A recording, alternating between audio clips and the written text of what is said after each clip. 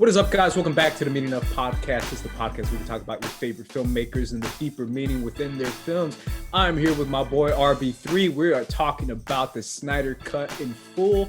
We are super excited to get into it because we have been talking about Snyder Cut, Justice League, for years, RB3. Literally years since it came out. I've been talking about this for years because I remember sitting in theaters opening night and watching Justice League. And just being completely blown away by how terrible it was, and just really feeling like the heavy, invisible hand of Warner Brothers just meddling in that film and just not letting it be a Zack Snyder film, which eventually it came out and it wasn't a Zack Snyder film.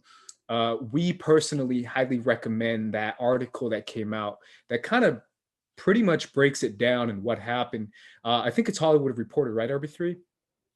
I believe so, if I'm not mistaken. But they kind of talk about how the whole time Warner Brothers was doubting him, trying to have some other writers write some stuff in there. They were trying to make it under 2 hours, trying to do a ton of jokes at the same time, Joss Whedon jokes, which are even worse. It was just a bad experience, a bad working relationship, and it just bad overall because obviously the personal things that Zack Snyder had to deal with during that time period was also something that was pretty harsh and pretty strong to deal with, which is why I've always been a vocal proponent of the Snyder Cut anytime I can. RB3, I know you reviewed this movie. I think we're both on the same page, at least I am. I just saw this movie and you saw it earlier in the week. So personally, man, I don't know about you, but I'm riding high, like real high on that Snyder Cut, man. I am blown away by how dramatically better it was. And a lot of it, RB3, let's talk about the elephant in the room, which what is everyone talking about on Twitter. A lot of it is, and I can't lie, because that first hour, I was like, I don't know, man, this seems like a lot, is that pacing. I really do feel like dragging it out and just letting moments breathe, letting Superman, when he's on his farm, spoilers, guys, and just letting him literally take a breath and like put on a shirt and smile and just be like, I'm alive again. Like that moment are like the little things that make quality just jump up 100% more. I don't know if you agree with me, man, but I felt like the pacing was just the most dramatically improved thing in the movie. I think this is something that's a very interesting conversation to have, like when it comes to like the art of filmmaking and like, what, filmmaking is and has become like over the years. Right. And I think what we think a lot about, what today's cinema is, what quote unquote postmodern cinema is, it's the idea of faster. It's the idea of rapid pace. It's the idea of, make everything go as quick and as flashy and as fun as possible. Now, a lot of times that leads to some satisfying, filmmaking like Gareth Edwards or, some people really enjoy the work of Zack Snyder. He's a highly stylized person who manipulates time in a really interesting way and manipulates pacing in a really interesting way. There are times where people may feel like a sensory overload when it's Michael Bay, when it's, very high level of, movement, like, what they call it, kinetic energy. When there's a lot of kinetic energy on screen, plus when there's long run times attached to those Transformers movies, it gives this like real powerful sense of like sensory overload. I think what Zack Snyder did a really good job at in this was really laying out a vision for a movie that wasn't too overpacked. It wasn't too over jammed. Like the pacing contributed to the tone of the story that was intended to be told. The first half of this film moves a lot slower and feels a lot slower and feels a lot more drained out because you're supposed to feel the depressing worldwide feeling of the death of Superman. And you see that echoed in like that opening sequence when there's that cry that could be heard around the world. Like you hear all corners of the DC universe hearing this cry and that Superman has. And that's felt all across the world. You see that all across each individual person's story. I think Zack Snyder used all the tools at his disposal, whether that was his usual like dark color palette, whether that's the heady writing from Chris Terrio, who won an Oscar with writing with Ben Affleck in Argo, and also writing on BVS. And then, not to mention also the music choices. Now that is probably the one piece of criticism that I had in the initial review that I still kind of have upon my rewatch too. And I do think that there was a little bit of like an extra bit of a point to make you feel a little bit extra depressed, even in moments that I feel like, maybe the depressing song wouldn't have necessarily been necessary here. For me, most notably was when the song to the Sirens came on, when Barry Allen and Iris West were, when Barry Allen was saving Iris West from the car crash incident or whatever. I was like, oh, that's the one part I'm like, dang, man, that could have been like that could have been a little bit more upbeat, a little bit of a funner song. But I think, and this is like my ultimate conclusion of when I watched the Snyder Cut, this would have been a perfect movie if it would have been handled by responsible producers in a responsible studio, because there's really gold here. Like, if there's easy choices to be made, like, change this music choice here, chop off the end of this scene maybe a minute or two earlier than it ends right now, and just clean it up a little bit, this would have been a perfect movie. This would have been a perfect movie if it would have been handled the right way, correctly initially. But because of how circumstances were, we're now seeing it as it is now. So what about now? What about the movie we got, the 4-hour Snyder Cut official release, Snyder's vision? Like you said, like no producer heavy-handed stuff, but just Snyder's vision. What'd you think of it? Well, me personally, like, I'm a big, so for one, I was a big advocate of the Snyder Cut. Like, you and I both were. This channel is, yeah, we've been talking about this forever. We've been tweeting about this forever. You can search up, my name and your name, I'm sure, on Twitter, and we both hashtag released the Snyder Cut a bunch of times. Yeah. So, but in generally speaking, I'm not the biggest fan of director's cuts personally. Like, I'm, and my personal opinion, like, I like movies that move a little quicker. I like movies where they get to the point a little bit, sooner. For me, even though there's more information or something, I still like to see a more narrow focused version of what you're kind of saying, because to me, that's more impactful. Like, what can you tell with more? And obviously more details obviously expand the mythology and whatnot, but whatever. Like, for me, I personally prefer the theatrical cut of Watchmen to the director's cut of Watchmen that Zack Snyder, or I'm sorry, well, I guess if there's 3 cuts of it. So there's the director's cut, there's the theatrical cut, director's cut, and the ultimate cut. The ultimate cut is 4 hours. That was another 4 hours Zack Snyder thing. And the 4-hour cut is dope, but if I'm being honest, I prefer the director's cut, more, because even though it's longer and it's more expanded, but it's also like more succinct. It's more like linearly focused. So that's ultimately the same way I feel like with a lot of things. But I think for me, like, this 4-hour version of Justice League, I wouldn't necessarily call it perfect. It is like close to perfect. If I'm looking at it like as its own individual movie, it's really, really good. There are some problems. I do see like some issues with, especially in the beginning with the Aquaman and Batman scene. That to me is like, that one could use a little work, and I can see why they probably refilmed that scene. I could also have some problems with, like I said, the music choices. And again, if this would have been 3 hours and 20 minutes, it would have been like absolutely stellar. But if you're comparing it to the 2017 Justice League, it's a masterpiece. It's Citizen Kane. It's well, I don't think anything ever made. That. So. Like I hear the internet today guys talk about it, and they're like, pretty much any movie could be better than that one. I really do feel like that movie just really, there was something just a little bit extra salty and petty about that movie.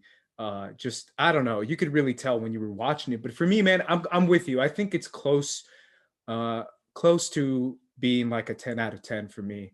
Not quite there, because of, you're right, I think a few scenes in the beginning could have been snipped, but I can't lie, man, everything in the second act and everything in the third act, almost everything in the third act, felt to me appropriately lengthed, appropriately paced, when it comes to timing and when it comes to flow. And I think I'm on the opposite side of you. I like things breathing. I like things being expanded upon. I like pauses in between dialogue. I like moments where the camera just sits on a character for a couple seconds and you feel like it's awkward, but it's not. I love those moments. To me, that's really special filmmaking because I feel like you're trying to communicate so much more without plot, plot, plot, plot, plot, exposition, exposition. Let's go to the next scene. Let's go to the next action scene. Like, to me, I like letting characters breathe and letting moments breathe. And I also, that's the other thing too, man, when it comes to storytelling, because I really like that we're talking about this. I'm an anime fan, and anime is also very much similar to what Zack Snyder does in the sense of like it's long as hell and it's super dramatic and epic, and the music cues are very much in your face and very much like oh, like choir singing and like craziness going on, and it's supposed to make you feel like something epic is going down because that's what anime is. It's pretty epic, whether it be Dragon Ball Z, Demon Slayer, Attack on Titan, Jujutsu Kaisen does this too. Like it's all like super over the top music cues and epic cues because it's supposed to make you feel that way. And that's why I was cool with it, because I did notice it. I was like, damn, this music is wild. But I liked it. And I honestly, man, I actually really liked that Barry Allen scene. And I like that music drop. That you like drop. That music? I did. I wasn't. Couldn't. You know what I thought it was at first, man? What? I can't lie. When I heard the first key of the piano, the bing, bing, I was like, "Yo, is he about to bring out Kanye?" Kanye? Yeah, I thought that too. Yeah, I thought that too. Yeah, I was like, "Yo, Kanye West." Then straight up, like, "Oh, bro, what's that song called, man?" Runaway, right? Fine, and I always find something. But it's called Runaway. Runaway from me, baby. I was like, bro, if that beat kicks in, that would have been. See, I would have fit. Yo, Zach, that would have fit, bro. I would have been like, Yo, Zach, that would have fit so hard. That would have fit so hard. I thought that when I heard the piano, I was like, that's the same key. Yeah. But when I heard the song, and it was like a slow, kind of beautiful song, and it was like, I liked it because I felt like, as cheesy as it was, it really did kind of convince me that in the blink of an eye, literally in the blink of an eye, Barry Allen fell in love. And I was like, that's so cheesy and corny, but it worked. Like, just literally between the moment he's locking eyes with her and he's slowly bringing her down, he's like falling in love with her. And you see the moment being slowed down, and the music cues really telling you like lovey-dovey stuff. And that's why I was like, yo, bro, I'd fall in love too. If this, I was looking at Kiersey Clements like, I thought it worked. I was like, it convinced me that he's actually having like 1,000 feelings and thoughts in the span of 0.01 seconds. And I was like, that's cool. That's a really cool concept. I don't know. I like that. Yeah, I think it was cool. I just think it could have been a little bit more of an uplifting song. And sure. I think like especially when it was coming Runaway. Maybe, or there was even, it came right after the scene when Aquaman, and this was a scene we saw in the released version, in the theatrical version, when Aquaman like drinks the bottle and hops into the waves. Now when we see it in the theatrical version, it's that hard rock metal thing. Almost feels like it fits. Because if I'm being real, to me personally, it almost feels like that would have been like the original choice. That almost feels like the original choice. But then I feel like maybe, I don't know, maybe this is just me speculating, or maybe this is just me like not being fully informed. But then I personally feel like maybe this was something where Zach was like, oh, I got to make it like so different than what that was. Let me just put like the exact opposite. He's kind of gone out of his way to say that he really didn't want to do that, which is why he didn't watch the Joss Whedon version. Yeah, you hear him say that in interviews? I haven't said. I know he said that. That's very interesting. Yeah, he did, but I mean, whatever it was, like that. The Nick Dave. I think the song is Nick Dave in the Bad Scenes. There's a kingdom. Again, it's right on the nose. There's a kingdom. He's the king of Atlantis. I totally get it. It was just so depressing, and it was just again, I get like the tone of like the depressing tone. Keep it down. I get that, but that was just the one thing. But I don't want to get hung up too much on the negatives though, because I do want to say like you said with that Barry Allen scene, they communicated so much and so little with the visual language, and they did that so well across all boards, especially with Cyborg. I feel like Cyborg, we gotta talk about that Cyborg scene. Yeah, I mean, all the Cyborg His, scenes. his first like simulation power scene, I was like, Hmm. bro, Hmm. this is so cool. Yeah, that was What a way visionary. to make Cyborg like 10 times cooler, right? Hmm. I mean, go ahead, you can keep going about Yeah, Cyborg. no, I saw. I mean, that's exactly what I was gonna say. Like they really took you inside of the technology in a way that was like very forward thinking, and to me, it was very reminiscent of that origin scene from Man of Steel when he like is like having when you see like the young Clark Kent. For one, you see those scenes where he's like having like the trippy like flashbacks or not flashbacks, he's having the flashes of the X-ray vision and he's not understanding what's going on, and then you start to see like that montage of him discovering his powers, and then that also that dark dream sequence he has with Zod. with Zod, yeah. And then like this moment felt like that same kind of like visionary, like taking a trip inside of the mind of the character as they're developing and as they're learning their powers, and that was just really really cool. And I thought it was really an interesting device using his father using the tape recorder, which is in and of itself a piece of technology to communicate that to him, like almost second-handedly. So there's a lot of like really like interesting and dope visual language and thematic language that they use throughout his entire story. I also just love seeing those. I'm sorry, real quick. I also love seeing those football flashbacks when he was playing football, Yeah. like that super slow mo, just like Yeah. oh, that come back For and then you some just reason it worked, right? Like, because we yeah. just had a slow-mo scene before that. I think it was the Aquaman one. Hmm. And then we got another one like 5 minutes later, and yet I was okay with it because, like you Hmm. said, it just felt like it worked as far as seeing like who this guy was as a badass football player. Um, yeah, that scene was great, man. You can keep going if you want.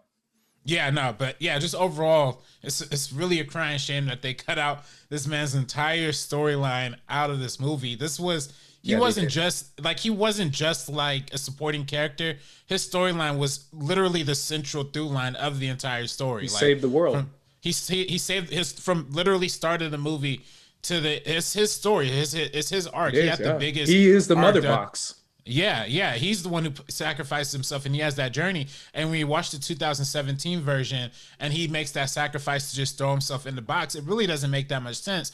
But then we finally see that whole journey, the whole journey that I went through with seeing his father die and sacrifice himself to make the mark on the box, to seeing all of the to seeing like his mother, actually seeing his mother like actually die in that car accident, and then seeing like his entire journey, you actually feel like you are fully invested in him. You are him in this story. So I feel like that was dope, and it was just a crying shame that they completely got rid of that. So 100%. Cyborg was improved times 1,000 in this movie. The way I really want to go back to that scene where he listens to the tape recorder and his dad is like, "Let me tell you who you are," and he basically goes inside his simulated version of himself, inside his mind, and he's like, "Imagine the world. You are the shield around the world. You're the guardian of the world." Um, think of every single dangerous thing you have. Think of all the nuclear weapons the planet has. And you can wipe that away with a thought. And when he says that, you could see all the nuclear weapons and he waves it away almost like a Tinder profile, just literally going like that, and it just goes away. his Uh, wife's yeah, he swipes right, he swipes left, whatever.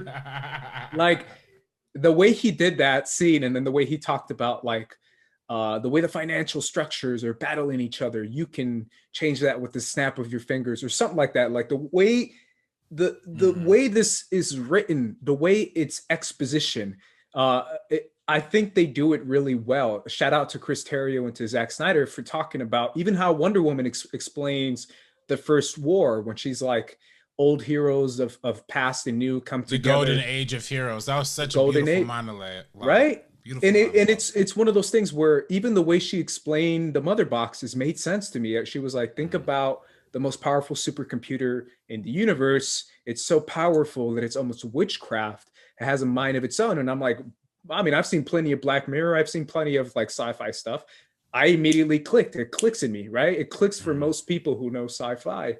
The way they do exposition and the way they explain Cyborg's powers, the way they explain um, the way to defeat this thing, like it just felt epic and dramatic and anime and cool and just I don't know, man. I think it's really well done. Yeah, and the idea, the whole concept of like the golden age of heroes, and they show that they show that flashback in the 2017 version, but again, it's truncated. It's way shorter.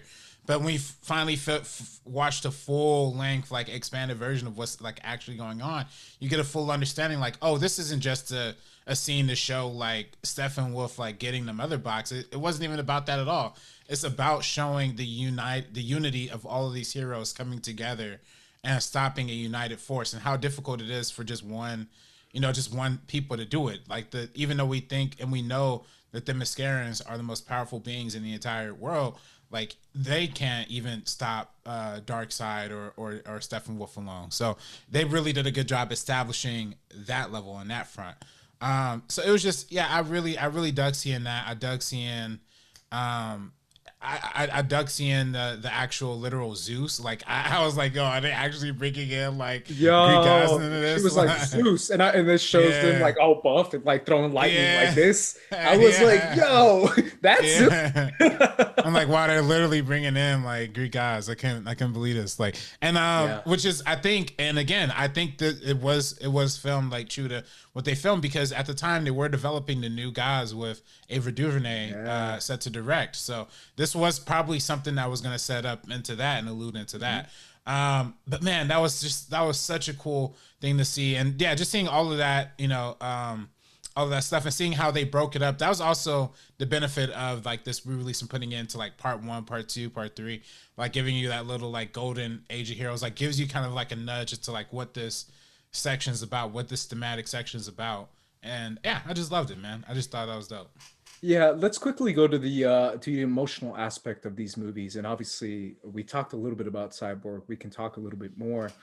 When it comes to Cyborg, like you said, going from experiencing the crash of his mother and seeing his mother die, to seeing his father die, to eventually seeing them in that simulated world inside the mother box and being able to fight back, which was really, really well done. You know what got me in the feels that I didn't think would, because I still think that low-key he's like probably at the bottom of my list, is Barry Allen. It's the Barry Allen reverse time scene. Oh yeah, it got me. And I think the reason why it got me was because I have to give my full disclosure of the fact that I'm a DC fanboy. Like I'm a hardcore DC fanboy. So anytime I see, like my first time watching BVS, for example, and I saw that Flash scene of him traveling back in time, like I personally got giddy and freaked out because I knew what was happening as far as Flash traveling back in time. Because people, if you've seen the Flash TV show, you know what I'm talking about. But if you know anything about Flash, time travel is like his bread and butter. That's what he does. So when he was forced to travel back in time, and he's repeating his dad's words, I was just like, dude, it's getting me, man. I didn't think I would feel something for this Flash personally, the Ezra Miller Flash that I don't really have a connection to. And even I'm just like, yo, this scene's actually kind of good though. That was an amazing scene. That was an amazing scene. And I wasn't in it. That whole like reversing time concept was another thing that they just completely cut out of the 2017 version, which is the most interesting part of Flash. Like it's like the coolest part of Flash. If you know anything about Flash, it's like he can time travel. That's his thing. Yeah.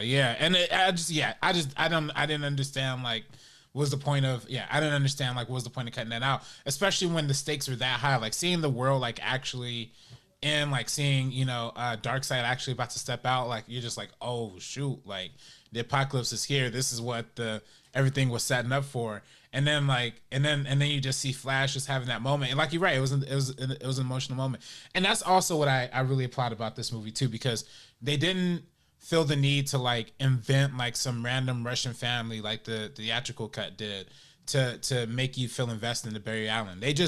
All they had to do was show you one scene with him interacting with his father in prison, one scene with Batman, and then him actually talking and getting along with the crew, and actually like you see him developing that family thing. And it's not just one scene of it happening, it's various scenes post that. Now you actually start to see that connection he's beginning to have. Like now you're actually starting to see that.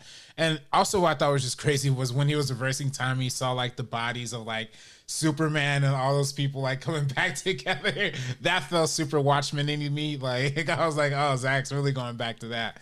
But yeah, it was just, that was amazing. That was an amazing sequence. And I love that they gave him a hero moment right after the Cyborg hero moment, and Yeah. they're just giving everybody hero moment after hero moment after hero moment, and they really paid a lot of good attention to doing that. So Absolutely. Alrighty, guys, we're gonna go to break. After the break, we're gonna be talking about the elephant in the room, the other elephant in the room, that's Superman. So make sure you guys stick around. This ain't funny, so don't you dare laugh. With the 4/5 divide you in half. You getting at me equals a bloodbath. You do the math, take you out the equation. This ain't funny, so don't you dare laugh. did you watch the new Disney Plus and MCU show Falcon and the Winter Soldier? If you're on the fence, check out my non-spoiler review available exclusively on First Cut. Here's a clip. Enjoy. And you start off with an opening sequence where you follow Falcon doing his work and flying, and I'm guessing part of the military. And this is one of the dopest sequences ever. Like, we've seen dogfights on film, we've seen flying scenes on film, but we've never seen nothing like this. And to start the show off with such a hot favor of action, fun, literally right off the top, it's like, yo, this is crazy. And they get mad creative with it too. It's not like something that, is generic or something we've seen all over the place. No, this feels like something that might have been in like a video game, or just could be something really, really cool and original that we just haven't seen on a movie screen.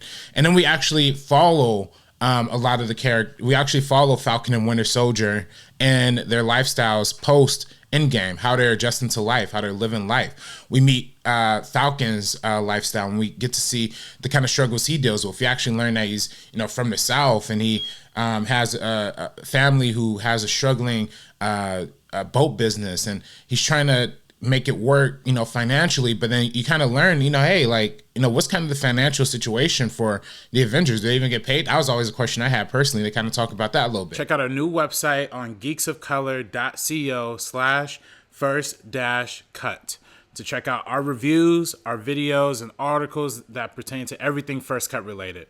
Check it out. Come along, children. Now we're going to have a little music.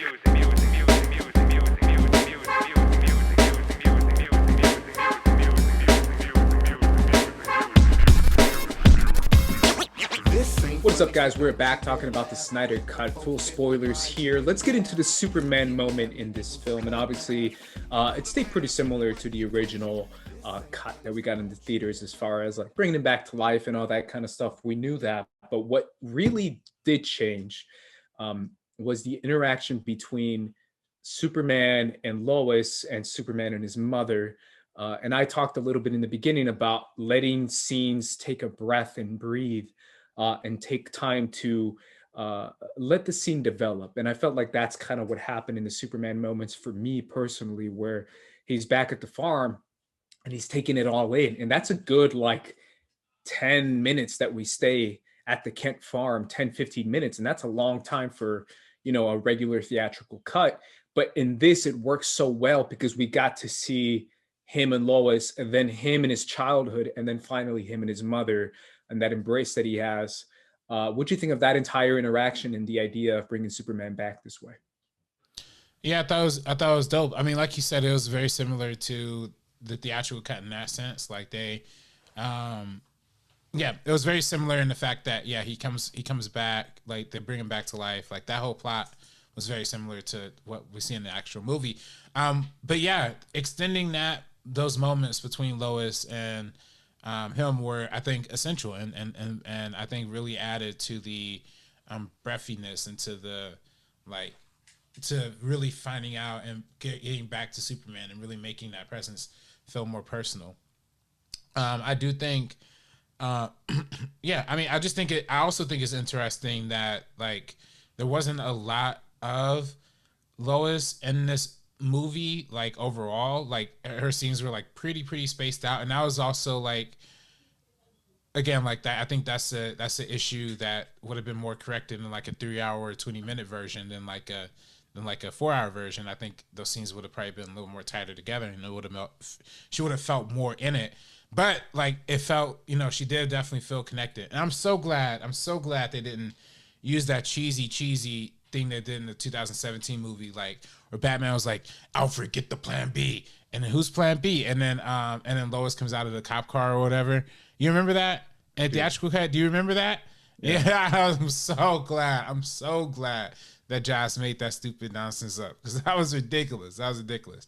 Yeah. So overall, I really did enjoy that. I will say though, I did, just for me speaking personally, just the way people were hyping it up, and we saw the black suit in the trailers, and people were talking about the black suit Superman.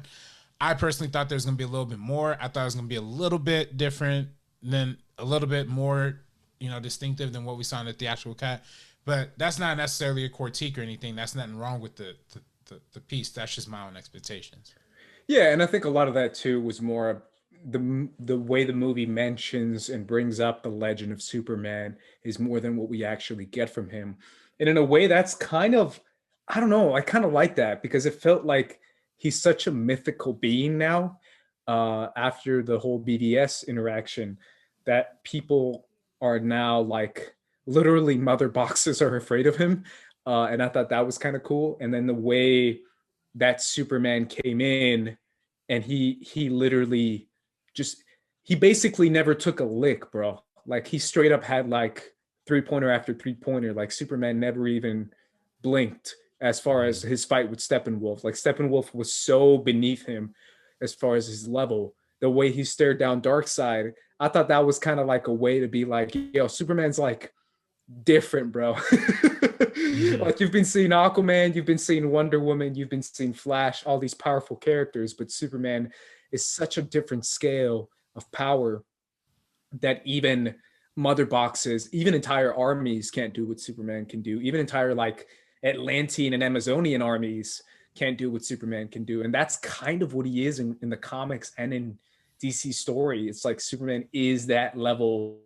He is like the all-time OP, overpowered, like he can do anything kind of superhero. And that's what I liked about it, as far as like bringing in him at the very last second, defeating Steppenwolf at the blink of an eye, and then literally staring down Darkseid as far as like, hey, like he's the only one who can keep up with me is this guy. I thought that was kind of cool. Yeah, no, that was definitely really cool. What did you think of Lois Lane's supposed pregnancy?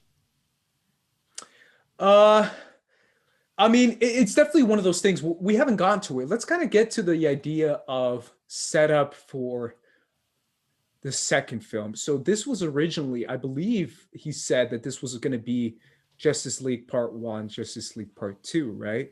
As far as the story, Zack Snyder's original story. Well, I don't know. I mean, I personally think this feels like a Part 1. This feels like just a Part 1. I feel like the Part 2 is supposed to come later. Yeah. No, but that's what I'm saying. Like this was supposed to be Part 1, and then there was going to be a Justice League Part 2, right? So that's probably set up for that as well. And it's probably why this movie ends with the nightmare sequence, which is more set up for the second film. How'd you feel about that? How'd you feel about the nightmare sequence and the idea of the potential of a second Justice League film? Yeah, I was interested. I mean, the nightmare sequence that is just interesting because they refilmed it, and we gotta address the multiple elephants in the room. That's that's the scene with Ezra Miller, Amber Heard, and Jared Leto all in the same scene, and with Ray Fisher too, which is like, come on, like they're putting all the blacklisted like people in Hollywood. I didn't even catch that. Yeah, no, that was just strange, and also Joe Manganiello too. Now, of course, it's interesting that they're trying to set this up. They mentioned multiverse earlier. Darkseid mentioned the multiverse earlier in the film, and I think that's definitely something that they might try to explore now that we have a Robert Pattinson Batman coming up, and we also have Michael Keaton returning to the Flash. Oh, the Flash. The Flash is the big one, I think, because that's definitely going to be multiverse. Yeah. So I think that's probably the window and the opportunity that we're going to see them being open to. Maybe we might get a trip into the Darkseid universe there. We might get a trip into the Michael Keaton Batman in some other universe or something like that. So yeah, I think that could be an area that they go into. I would love to see a Justice League Part 2, but at this point, I don't know if they would be open to it. I don't know if of WB or DC will be like fully open to it. I guess it would just depend on how successful this one is. But ultimately, though, I would love to see it, and I would love to see this story continue. I do just want to caution, like, don't just get too like overly invested in this gravy train, like before it gets too over involved. Just focus on telling a good story. And I think this felt like the first time, you know, obviously Man of Steel didn't feel too much of a setup. That felt like a solo movie. But after post Man of Steel, this felt like the first DCEU movie that wasn't like a massive like setup for something else. So it didn't feel like empty because I had to look forward to the next thing. Like, even though I was looking forward to what was the next thing, but I felt full. I felt like satisfied by the time like the team teamed up together. If I'm being real with you, I love, you know, Joss Whedon's, you know, Avengers, one of my favorite comic book movies ever. When it comes to the pure setup and a pure team up and the idea of like bringing a team of 6 strangers together and all banding together to do this and accomplish this goal, I feel like that's, to me, they did that 10 times, 20 times, 100 times better than what the Marvel universe did. And, you know, even though Marvel had individual movies to set up these characters, like this had, it did it in and of its film, in and of itself, and it just felt earned and it felt natural and it felt real for every single person in the group. So, yeah, small moments between Aquaman and Wonder Woman.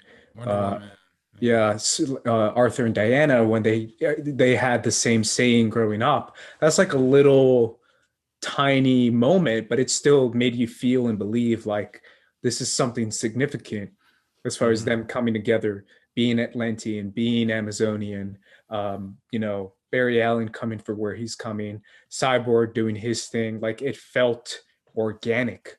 It felt like it made sense. And every character felt placed correctly in the right position for the team up. I think that worked out really well. I think it did. Let's quickly let's go to the action, man. What do you think of the action sequences? Because that's something that the Whedon cut kind of went nuts with. Yeah. Well, yeah, the Whedon cut was terrible. Obviously, and the action, you know, action sequences remain mostly the same. But again, this is the difference in editing, and this is the key. This is the key, like, insight into editing. I wish every editing teacher would show the original 2-hour Justice League and then show this 4-hour version to show like what the differences are. You know what I mean? Because this, like, you see in the theatrical version, these action scenes happen quick, they're fast, and they just kind of end and they're over. Like, they kind of just they're like, oh, let's get to the action scene. The action scene happens, and then they kind of roll out. Then that's the end of it. Like, to me, that always, like, and whenever I watched it, when I watched in theaters and when I watched it on rerun, I always feel like, oh, I don't understand what's happening here, you know. But this version actually takes the time, and salute to Zack Snyder and his, you know, obviously mastery of slow motion. He's been the king of slow mo for a long, long time. But he does a really good job using the slow motion and using just setup in general to set up the action and set up the dynamics. Like, when we get that opening sequence with Wonder Woman, with the bombing of the bank with the school kids in it, when we see that in the theatrical version, it just makes it feel like it's almost like a robbery, you know, like they're just robbing the place and then they might bomb it or something like that.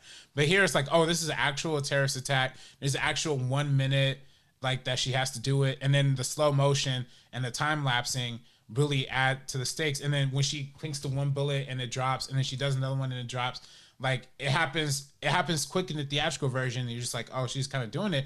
But when the way Zack set it up, like, multiple times doing it, you're like, oh shoot, she's discovering this power, like, as we are discovering it too. And then we realize she's doing the whole running thing, you're figuring out, oh, she's literally like figuring this out, like, on the spot, you know. So yeah, I just love things like that. I love having more context to the action. Same thing with, again, going to the end with Cyborg and him, you know, inserting himself into that mother box. Like, if we didn't get the full storyline of Cyborg before that moment, that scene would have meant like absolutely nothing. And yeah, I just feel like there's such a good job of establishing setup and payoff, setup and payoff. That's what the key dynamic and action sequences are. And they did a really good job at that. The problem with the Whedon scenes is it was no setup, all payoff, and just was left like unsatisfying. So yeah, it's interesting, right? Because obviously we pretty much got the same action scene when it comes to the team taking on Superman when he's delirious and confused and he's fighting everyone at the same time, which is a cool scene. There's one difference that I thought was so interesting. The Or at music. least I think it's interesting. Not the music. So it's the scene where Superman is walking towards Batman. They added a little bit more there. At least I think they did. And it's so funny because we just saw Superman basically go into the Speed Force for how Yeah. fast he is. But when he sees Batman, he chooses to walk super slow, almost to taunt him, right? And Yeah. I thought that was on purpose. I thought Superman was literally trolling Batman as far as him like showing off his six pack and his muscles, where he's walking super slow. And he sees Batman, and he's just walking towards Batman so slow. And the Flash comes in, and he just like tosses him to the side. He like pushes Arthur. Aquaman to the side, and then Diana comes in, and he just grabs her and does the look headbutt thing and tosses her. But he's walking so slow towards her that I thought that made it a little bit more emotional and dynamic and dramatic, as far as like Superman chooses to walk slow towards Batman, even though he literally can go into the Speed Force and just be there in 0.1 seconds. And I thought that was a really cool. I mean, Superman was mad at Batman. Batman literally just tried to kill him in the last movie, basically. You know, so that's the one thing too that I can't lie. I really do feel I've talked about BVS before, but I've always said my biggest problem with BVS was Batman. And I kind of like that even he's like, my biggest problem with me is me. Like I messed up in BVS. Like I messed up the whole time. Batman to himself is thinking this because he realizes that he made a big ass mistake going after Superman when he should have been doing other stuff. And that was always my issue when I was watching BVS, because I never felt like it made sense for Batman to be like, I'm going to decapitate Superman. And I was like, why? It makes no sense. Well, it made sense in the Ultimate Edition. It made way more sense in the Ultimate Edition. Yeah, but even then, I still felt like, God, man, you're still going off stuff that is not grounded. It's all stuff that still you can toss aside if you literally just sit down and talk to him. But again, even he realized it in this movie, and he is trying to come to terms with it. Even Alfred says, like, you're trying to make up for past amends. You're trying to make up for what you messed up with when it comes to Superman. And now you believe in him so much that you actually think he's like a divine entity that's going to come in the last second, which he does, obviously. Yeah, there's so many good Jeremy Irons scenes that are cut out of this out of the original version too. And you know, it's funny you're talking about like, you know, Ben Affleck and Batman, and I think I really watching this film, I really was beginning to understand why an actor, an Oscar winner like Ben Affleck would choose to step into this role. Because if you're talking to Zack Snyder and he's breaking down the whole story arc of Batman that he's going to see throughout like the whole series, like between BVS and this makes a lot more sense for an actor to kind of bite his teeth into, like, as opposed to like, you know, him just being dark and brooding and 2016 and then just suddenly being the goofy Batman that he was in like 2017, you know. And this one, it felt like more of an arc. He felt like he was like sad like through the entire first half of this movie, just trying to figure out. And then once the idea of like the mother box and bringing back Superman comes to, you know, the table, he's like, oh yes, let's do it. Like he's fully into it. So I like seeing that. I also like seeing, by the way, it's also interesting that Ben Affleck participated in both of the epilogue refilm scenes at the end too, right? With the nightmare sequence and the epilogue, and also setting up to Martian Manhunter.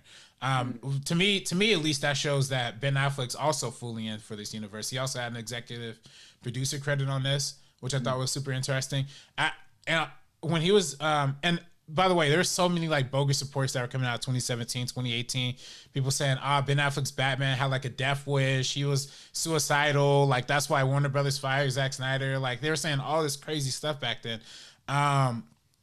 But when you actually watch the story, it's relatively normal and relatively reserved. This is probably his best turn, I feel like, as, you know, we've only seen him in, granted, 3 movies with, if you count Suicide Squad. But this was by far his best performance. And I would love to see him continue in some capacity in the Batman role. If that's even some multiverse kind of weird way, you know? It's crazy to think how dramatically different those Batman scenes for me were. when it comes to without the mask or with the mask, how better it was in this film and than it was in the Whedon stuff. Like the Whedon stuff to me was like unwatchable.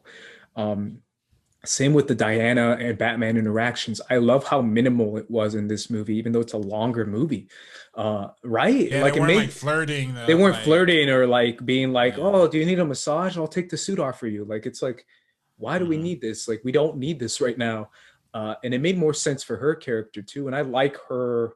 Obviously, we just mainly get her having amazing action scenes, but even the little emotional moments between her and Cyborg, between her and the little girl in the beginning, like I still felt like those moments worked 20 times better than any extended scenes we got from her in the Whedon cut. And the same with the Batman scenes. And it's interesting. We talked about action, but I didn't mention how much more cohesive it was, at least in the final battle sequence, where I thought it was just the most uncohesive, like unorganized thing I've ever seen in my life when the parademons were coming at them in the theatrical cut. But in this one, I felt like, oh, I know exactly where the parademons are. They're going around the car and he's sniping all of them. And it felt like, okay, I'm in it. I'm in the car. I'm literally experiencing this and I'm taking down the parademons with Batman.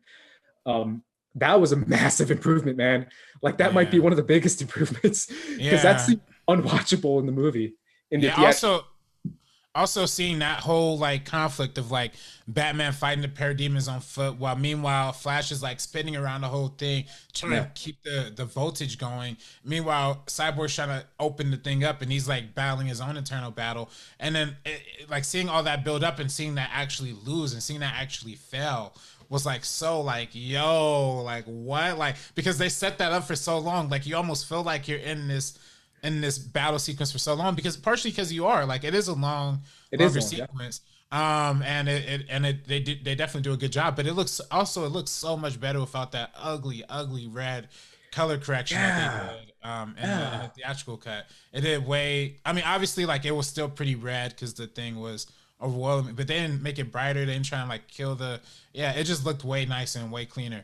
But yeah, just seeing like these multiple points of conflict happening for each of the characters, like Batman on foot here, Superman trying to fight off Superman and Wonder Woman fighting off Steppenwolf at the same time. Seeing all these multiple threads was just super, super dope and super exciting, I felt like. So yeah, and I still think that seeing Darkseid in the boom tube or through the boom tube and seeing Apocalypse in the background was pretty cool. And seeing Granny Goodness there, for any DC fans, Granny Goodness always being by Darkseid's side, literally.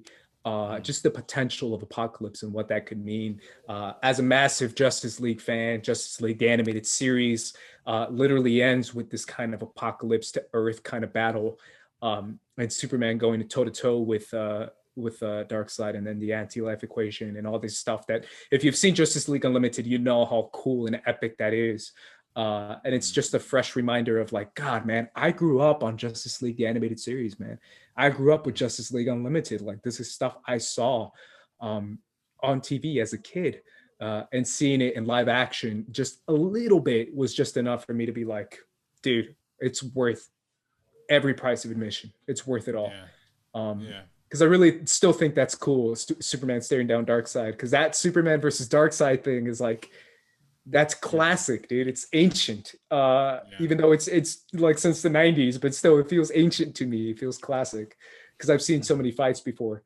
So it was worth it, man. I really, it's crazy how much better the improvement was. It's crazy how much better Cyborg was, and every character just felt exponentially better, and the pacing and the music and all of it felt like it made sense.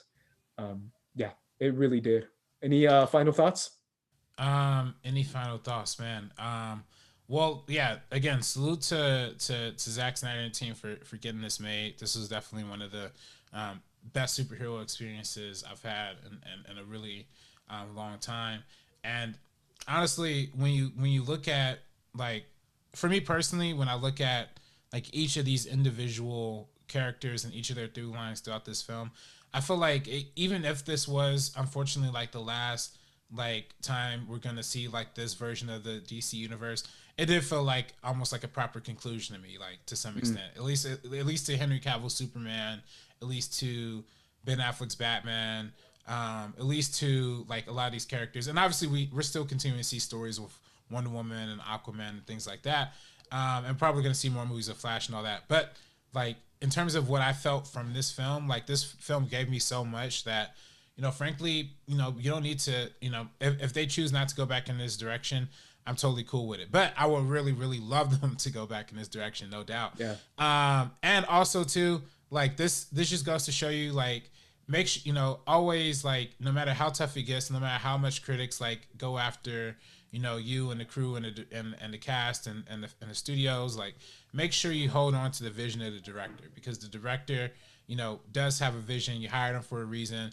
Zack Snyder has made a lot of money for Warner Brothers over the years, whether that was through Man of Steel, BVS, or 300, or Watchmen. He's made a lot of money for him. I don't know why they didn't trust him from the jump. Obviously, we do know why they didn't trust him, because 2016 and Batman versus Superman was just not a success. It didn't, you know, it was not a success critically. People trashed it, people panned it. Understandably so. But I still feel like there's such a different... I don't know how to say this, man. I've seen so many bad movies, and yet critics, you know, give it a good review. And it's just remarkable if you really think about it, man. There's no denying. And I know we've talked about this off camera before too. The idea of, like, I've seen trash ass superhero movies get like 85% on Rotten Tomatoes because it was fun and it was cool and it was quirky. And I was like, it was trash. And the way that BVS got trashed just wasn't deserved. And also, if you look at the BVS box office, it's higher than a lot of Marvel movies, and it's one of the highest rated Warner Brothers superhero DC movie. And it just goes to show you that, you know, Warner Brothers executives going on Rotten Tomatoes and reading reviews and being like, oh no, they're right.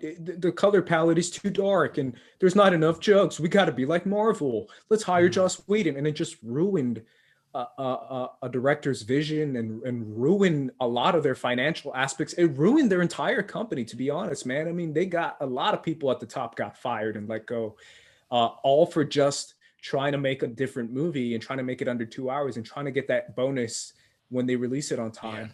Remember that? When they tried to release it at the exact same schedule, even though it clearly wasn't finished. All that stuff. And also the idea, this is my last thing. I'm going to say this now because the biggest talking point of this whole thing is the 4-hour cut of it all. The biggest mistake a studio can make is thinking that a runtime is going to lead to more ticket prices. That is not the case. That'll never be the case. Quality, fun, connections to audiences, characters, that leads to ticket being sold more, to ticket prices, to tickets actually being sold, and to people going out to see the movie. This idea of, like, it has to be under 2 hours. I don't care what you got to cut out, but cut it out, blah, blah, blah, blah, blah. That's within the contract. And it's like, even in the damn contract, like, you got to make it under 2 hours. How stupid is that? It just doesn't work. It doesn't flow. I have a longer story. Let it breathe. Let it go. And the MCU has done that now with the 3-hour Avengers Endgame. It worked. Infinity War was another 2.5. Let stories be told. This idea that executives have about, you know, statistics as far as running and how many run times can we get in a theater and how many theaters can we be. It's ridiculous. It's destroyed a ton of movies and it's destroying what we see now. And I'm so glad that the biggest slap in the face that we can get to those executives is a 4-hour cut, which to me is just like, yeah, it's a lot, but at least it lets the story be told and lets it breathe. So that's my last point, man. Yeah, no. And studios, they don't need to be anchored to like this idea of like a short movie. There's no such thing as a short movie. It's a quality movie. That's what matters. And I think, again, if this would have been 1:20, people would have ate this up. It's Justice League. Like, it's Justice League. I don't think they understand, like, it's Justice League. I mean, I also thought them introducing, you know, all of the talk leading up to the movie in 2017 was the Unite the Seven. And we never really fully understood the Seven was until this film, when we see Martian Manhunter introduced, played by Henry Lennox, who was the general in Man of Steel. Now, this actor's talked about wanted to play Martian Manhunter for a long time, and there's been fan speculation as it was going to happen, but actually seeing that moment happen, like for one, him transforming from Diane, what's her name, Diane Lane or Martha Kent, yeah, into Martian Manhunter. I was like, oh, yo, no way, like, and part of me wonders, like, was that original scene in the original cut, and then they refilmed like the outside of him closing that door, and that, I wonder if that was a refilmed. And of course, at the end, the scene with Ben Affleck again, like him actively participating in this reshoot thing, and Martian Manhunter, really sets up like this was what this was supposed to be. So I don't know what you think about that. Here's what I think about it, man. Again, for anyone out there who's listening to this right now or watching this, if you grew up on Justice League, the animated series, if you grew up on Justice League Unlimited like I did, Martian Manhunter, or John Jones, as I prefer to call him, is one of the most emotionally captivating, kind-hearted, badass superheroes ever.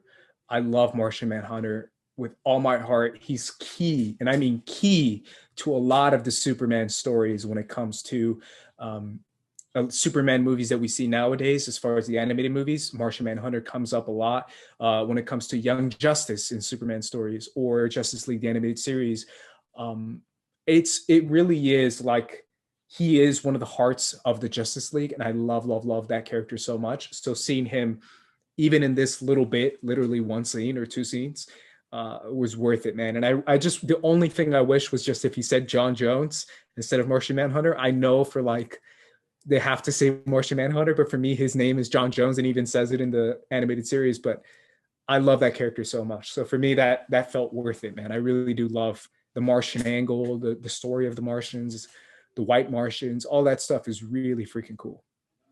Yeah, no, I'm super looking forward to that. Also looking forward to, or I mean, I don't know if we're looking forward to. I don't know if that's going to happen anymore.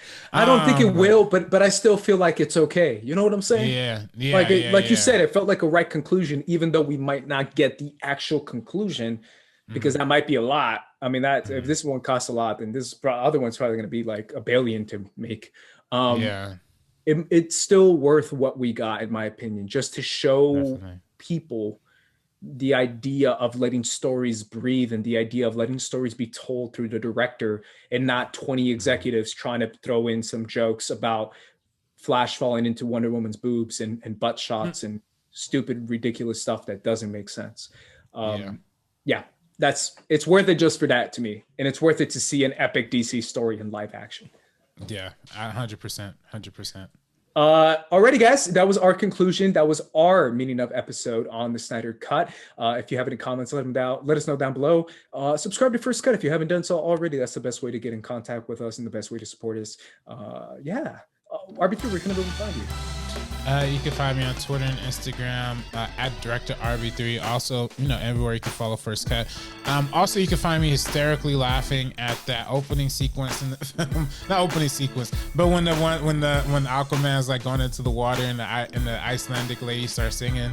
That's the part in the movie that I laughed hysterically. I'm sorry. Out of the close to perfect movie, that was the one part. Sometimes you gotta sniff some sweaters, bro. You gotta sniff. I laughed too hard at that one. Either way, guys, check us out over there. You can find me at Squad Leader Racing. You can find us on social media at First Cut TMO. For the First Cut crew, we're peacing out. Peace.